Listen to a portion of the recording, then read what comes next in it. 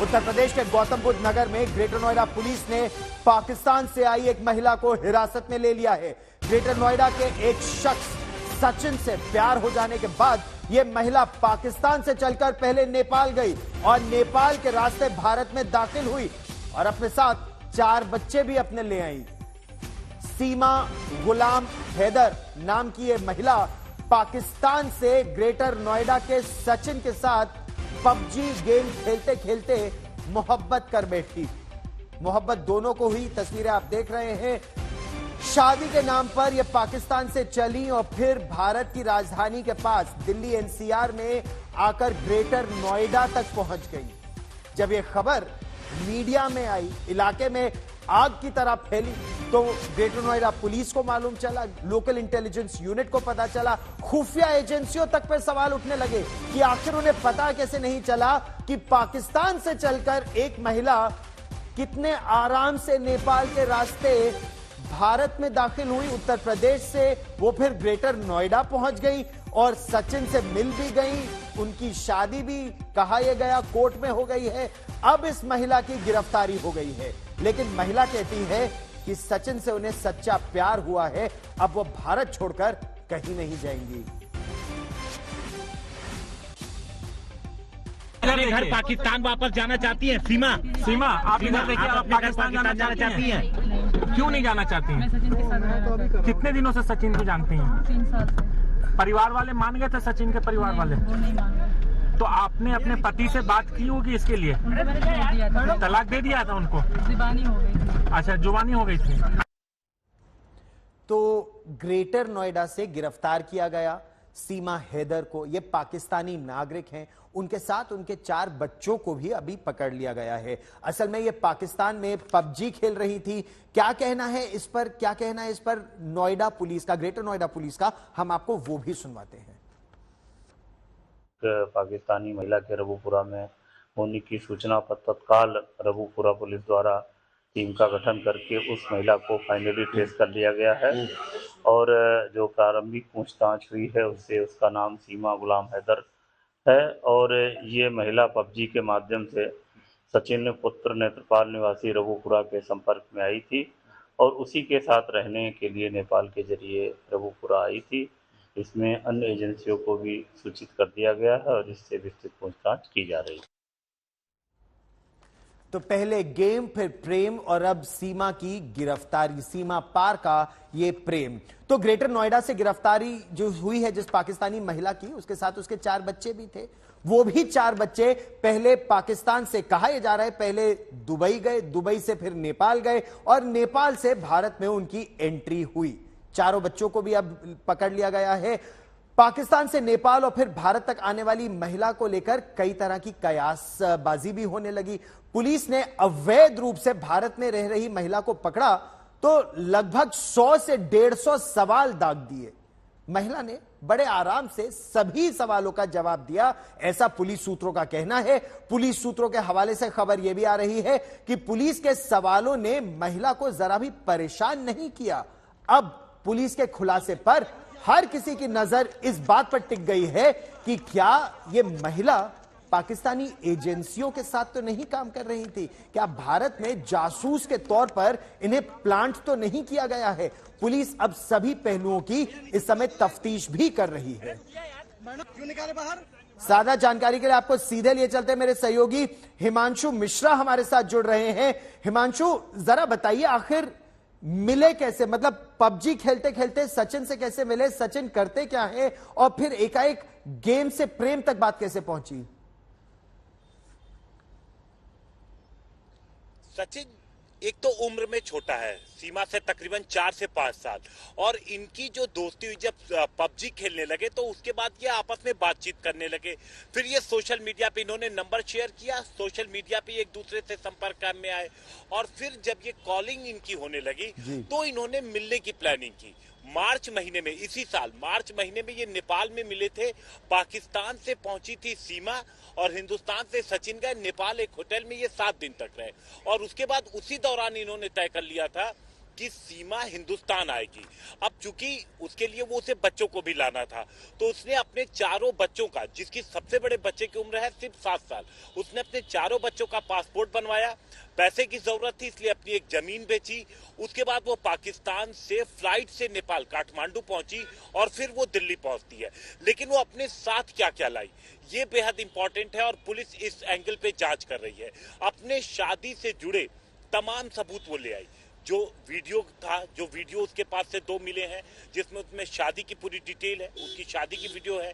उसके अलावा सर्टिफिकेट जो शादी का था, उसका रजिस्ट्रेशन मैरिज सर्टिफिकेट वो लेकर के आई हुई है, आधार कार्ड उसका है।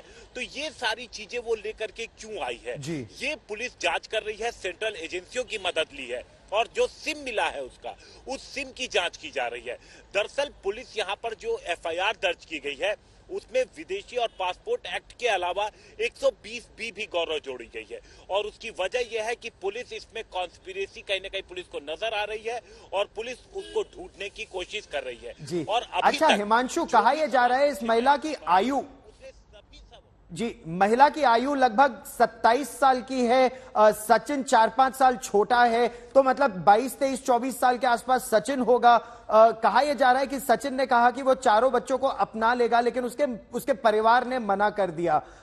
लेकिन ये भारत आने के बाद साड़ी पहनना भी सीख लिया, घूंघट काढ़ना भी सीखा, ये सब भी अब पुलिस की तफ्तीश में निकल कर आया है। तो ये बात कितनी पुरानी है?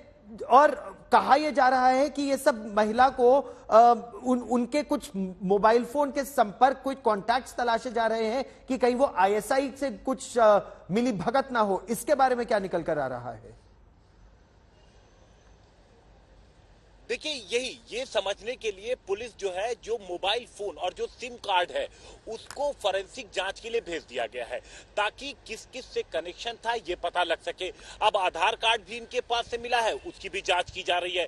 लेकिन जो पूरा रूट था, यानी जो पाकिस्तान से चलकर जब ये काठमांडू और काठमांडू से दिल्ली, पुलिस इसको वेरीफाई कर रही है और ये पता लगाने की कोशिश कर रही है कि इस दौरान सीमा हैदर की किस किस से मुलाकात हुई और कहीं किसी ने मदद तो नहीं की।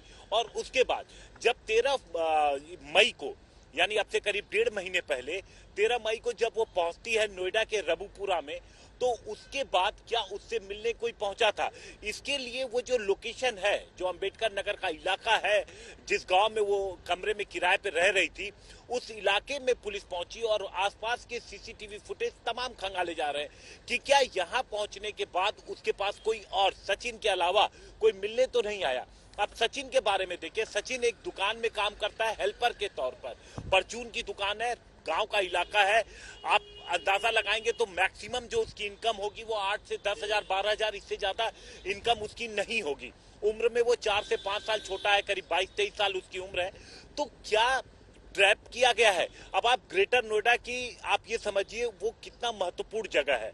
ग्रेटर नोएडा में इंटरनेशनल एयरपोर्ट बन रहे हैं, तरह तरह की डेवलपमेंट आ रही है, तो वहां पर बार बार वीवीआईपी का मूवमेंट भी है। तो क्या ये कोई साजिश है जिसके तहत जानबूझ करके उस इलाके में सीमा को प्लांट किया गया?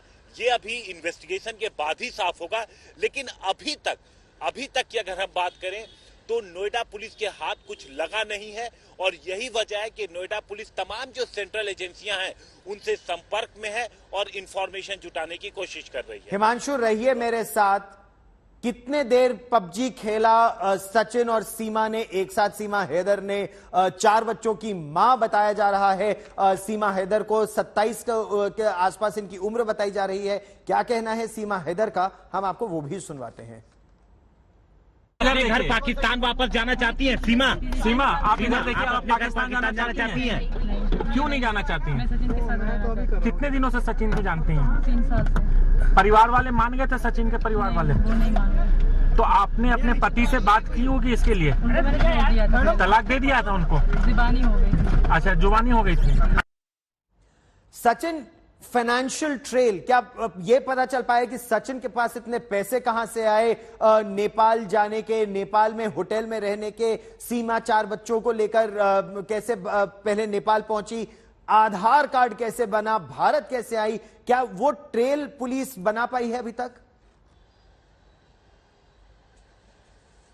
देखिए वो ट्रेल बना रही है। इसमें पुलिस ने जब बातचीत की तो सीमा ने कहा कि जब उसे पैसे की जरूरत हुई, एक तो 2019 में उसका पति गुलाम हैदर वो चला गया था सऊदी अरब काम के लिए, काम की तलाश में चला गया था। वहां से वो जो कमा के भेजता था वो भी सीमा के पास रहता था, लेकिन इतने पैसे में उसका काम नहीं चलता, क्योंकि जब उसने पूरी वहां पे ट्रेवल एजेंट से बात की, जब वो मार्च में पहुंची थी नेपाल और यहाँ से सचिन, तो वहां जब प्लानिंग हुई तो एक बजट भी इन्होंने बनाया था। अब ये हुआ कि इतने पैसे कहां से आएंगे, तो ट्रेवल एजेंट के जरिए उन्होंने पहले एक अपनी जमीन बेची जो पाकिस्तान में थी, फिर ट्रेवल एजेंट से बात की। ट्रेवल एजेंट ने उन्हें बताया कि आप कैसे नेपाल जा सकते हैं और नेपाल से हिंदुस्तान पहुंच सकती हैं। अब उस ट्रेवल एजेंट के बारे में जब जानकारी मिली है तो हो सकता है कि एजेंसियां इस चीज को भी वेरीफाई करें जो सीमा हैदर ने पूछताछ में अब तक यूपी पुलिस के सामने बताया है, क्योंकि पुलिस को यहाँ पर कुछ चीजें समझ में नहीं आ रही। एक तो जो शादी से जुड़े अपने तमाम जो डॉक्यूमेंट्स थे वो सारा कुछ सीमा लेकर के क्यों आई, दूसरा इतनी तेजी से जो इंडियन कस्टम्स हैं उनको कैसे वो समझी, तीसरी चीज सीमा के ऊपर बहुत ज्यादा आसपास के लोगों को शक नहीं हुआ था। आप सोचिए उन्होंने बड़ी तेजी से घुलने मिलने की कोशिश की, लेकिन यहाँ पर जब जो लड़के जो सचिन के पिता हैं वो वकील के पास पहुंचते हैं, क्योंकि सचिन ने अपने पिता को बता दी। अब सचिन के पिता को चिंता हुई कि कहीं वो कानूनी पचड़े में ना फंसे, तो वो वकील के पास पहुंचते हैं और वकील से उन्होंने जब सलाह मांगी तो इसके बाद यूपी पुलिस को जानकारी मिली और फिर यूपी पुलिस ने बल्लभगढ़ के पास से सीमा को सचिन के साथ पकड़ा। चारों यही मेरा दूसरा प्रश्न, यही मेरा प्रश्न आपसे था कि खबर यह भी आई कि जब सचिन के पिता वकील के पास पहुंचे और वकील पहुंचा पुलिस के पास तो सचिन सीमा बच्चे समेत ये भाग गए, उस घर से फरार हो गए और इनको कहीं और पकड़ा गया, यानी मन में कुछ चोर था।